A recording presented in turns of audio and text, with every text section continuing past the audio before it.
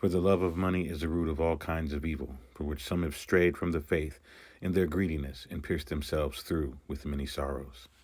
There isn't a tyrant alive or dead who has any love or respect for individual rights. So when Americans are confused as to why their own government would ever try to harm them, they either don't understand the nature of evil, or they don't grasp how priceless the Bill of Rights actually are. They are the bane of the globalist tyrants who seek to control all of humanity. We could trace this conspiracy of tyrants all the way back to the 18th century, but we'll begin with the year that gave birth to the Federal Reserve Bank and Big Pharma. In 1910, the Carnegie Foundation published the Flexner Report, which directly led to the shutting down of natural traditional medicine and gave way for the Rockefellers to patent and monopolize the medicine industry.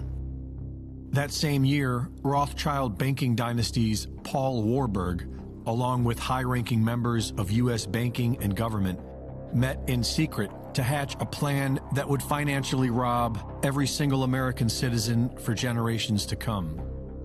Fractional reserve banking was considered a scam for centuries. This changed in 1913 with the Federal Reserve Banking System. Fractional reserve banking became the norm, regulated by the Fed. The Federal Reserve was also given the task of managing the U.S. debt, otherwise known as inflation, the hidden tax where the Fed gets to bail out members of their criminal cabal while everyone else suffers. Meanwhile, their families created their own interest-free banks, utilizing what's known as a whole life insurance policy and family trusts, keeping their own wealth safely out of the Federal Reserve System, a banking system that gave this cabal unlimited funds to wage war against all of humanity. In 1921, after years of meeting in secret, the Round Table Movement, a group that sought to reunify America with the Crown, and the Harvard Business School, merged factions to become the Council on Foreign Relations, a think tank allowing bankers and industrialists the opportunity to engineer government policy and discreetly undermine American democracy. In 1942, the OSS was formed by the cabal as an intelligence agency to fight the war. OSS member Allen Dulles went on to help create the CIA in 1947, who immediately began seizing control of the worldwide illicit drug market, starting with the heroin trade in Sicily. The CIA's reputation speaks for itself. They are the world's biggest drug cartel, overthrower of nations, and purveyors of propaganda and MK Ultra. The globalist cabal has these intelligence groups in all of their nations, with no oversight, using them as a secret army to carry out their agenda. In 1944, the World Bank and the International Monetary Fund were created under the guise of fostering global growth, followed by the United Nations in 1945. What they actually did was work together to violently seize control of entire nations. The World Bank trained people known as economic hitmen to make a simple offer to world leaders on their behalf: either accept a massive loan designed to bankrupt their nation or be killed. And many were. The game is simple: conquer by debt. The Federal Reserve banking system does it to every individual, and the World Bank and IMF do it to every nation. Once indebted to these crooked institutions, they lose control over their own destiny. The only difference between the mafia and this globalist cabal is scale. Starting in 1951, Henry Kissinger founded and directed the Harvard International Seminar. Funded by Kissinger through grants from private foundations known to be fronts for the CIA, the Harvard International Seminar was yet another group of globalist leaders coming together to discuss the future of a one-world government. The first documented meeting of the infamous Bilderberg Group was in 1954, but it would take the public 50 years to become aware of them. In 1955, the Bilderberg Group privately discussed plans for the European Union and the Euro, 38 years before their creation, slowly making their way into a one-world government controlled by their own interests. The very word secrecy is repugnant in a free and open society, and we are, as a people, inherently and historically opposed to secret societies, to secret oaths, and to secret proceedings.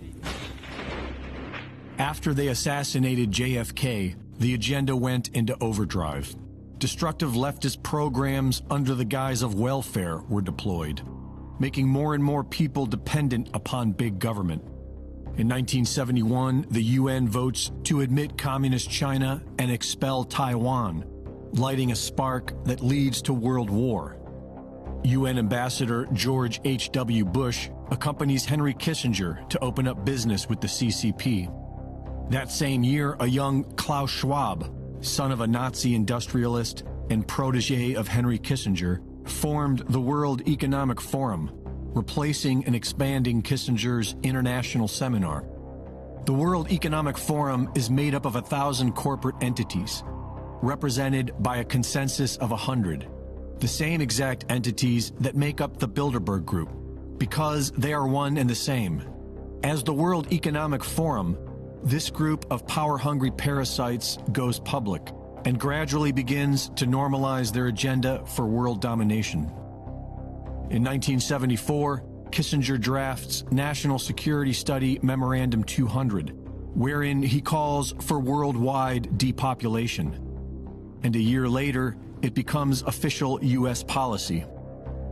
During the 1980s, the CIA sold cocaine to Los Angeles street gangs to fund an illegal war, while Big Pharma killed tens of thousands of Americans with AZT and lies. In the 90s, they began spinning the outrageous lie that the loyal, patriotic American is a domestic terrorist, while drafting more globalist policies such as NAFTA. In 1992, Klaus Schwab established the Global Leaders for Tomorrow School, later re-established as the Young Global Leaders. Attendees include all the major players of the COVID-19 hoax, the lockdowns, and the mandatory vaccines. In 1992, Bill Gates was the head of a computer software company. He attended Klaus Schwab's Globalist Leader Schools in 1993, and in 1994, he begins his life in scientific research and global health with the formation of the William H. Gates Foundation, which later became the Bill and Melinda Gates Foundation. Gates's so-called philanthropic efforts revolved around human depopulation, genetically modified foods, and experimental vaccines. In 1997, Jeff Bezos's Amazon.com was the world's biggest bookstore. In 1998, Bezos attended Schwab's Global Leaders School. By the end of that same year, Amazon begins selling a wide variety of other products and expands sales outside of the U.S.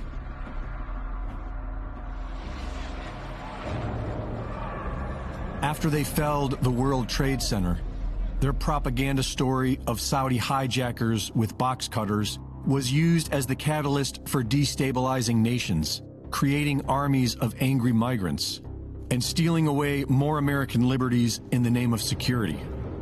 You will and you are failing now. Your New World Order will fall. Humanity will defeat you. The answer to 1984 is 1776. Thanks to a small group of alternative journalists, people all over the world began waking up to the reality that an international cabal of powerful interests are conspiring to destroy national sovereignty, the Bill of Rights, and anything else standing in the way of a one-world government. We are now witnessing their plans coming into fruition, the Great Reset, and Build Back Better. But before they can build back better, they must destroy. They must destroy civilization to the point that we collectively accept them and their tyrannical plans for global corporate governance as our only solution. They haven't won yet, but they are well on their way to victory unless humanity stands against them. This is Greg Reese.